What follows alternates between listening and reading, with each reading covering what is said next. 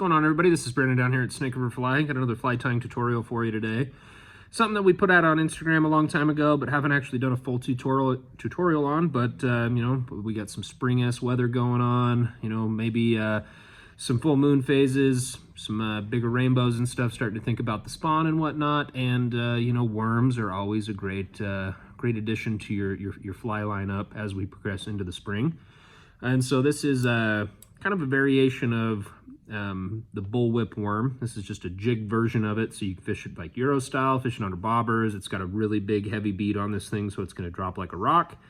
Real simple to tie, but a little different flair. Kind of got the inspiration. There's a bug from Rio out there called the pool noodle that we fished a lot, but we're looking for something that was just a little different, maybe not as flashy, but still as flashy in a sense. So I got a number 12 jig hook in here, Matsu J1, J2, definitely our favorite with that shorter shank and that wider gap. Then I got a 4mm bead slotted on this thing in a black nickel.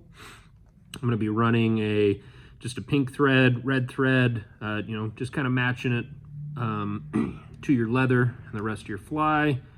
But we're just going to start that right behind the bead, put a few wraps behind the bead to build a little dam, hold that thing in place, and then work our thread down to right where the bend starts. So we'll trim that out.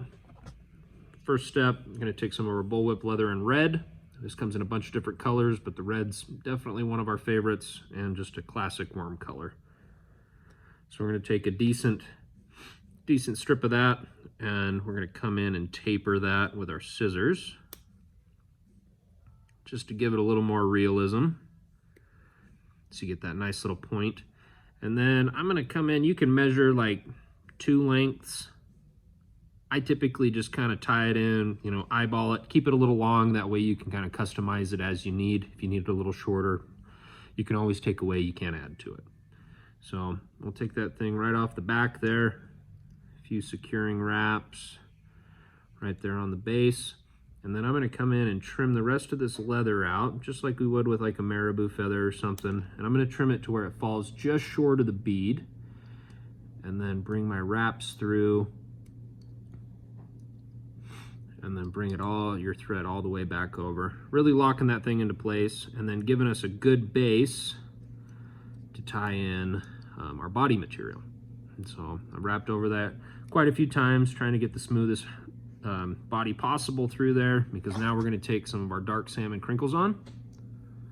We're going to pull off a pretty decent chunk of that, and then take this stuff and stack it a few times in your hands. Try to get all those fibers lined up best you can,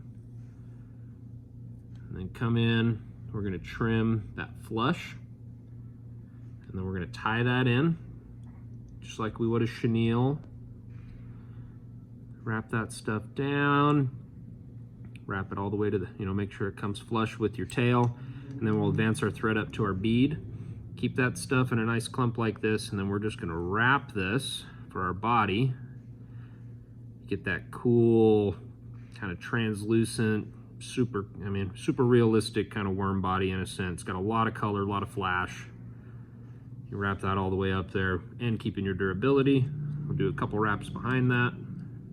Pull that back, tie that stuff off. Looks like I got a few little stragglers here that we can clean up.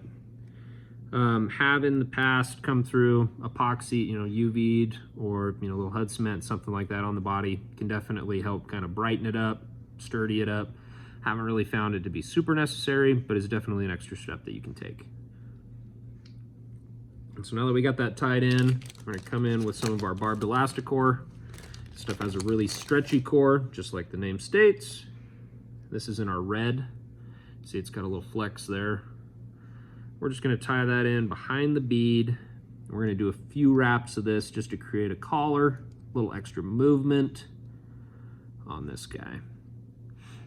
And so you can see where I ended my leather. I got this perfect gap now where this elastic core, I can put a little bit of pressure on it and suck, you know, 2 or 3 wraps of this right behind the bead, creating that extra wiggle.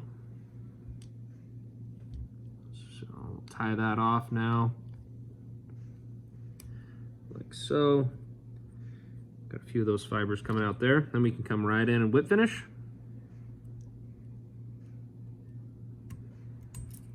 If it was Larry, we'd do 362, but we're just gonna do like, I don't know, 6. So trim that off.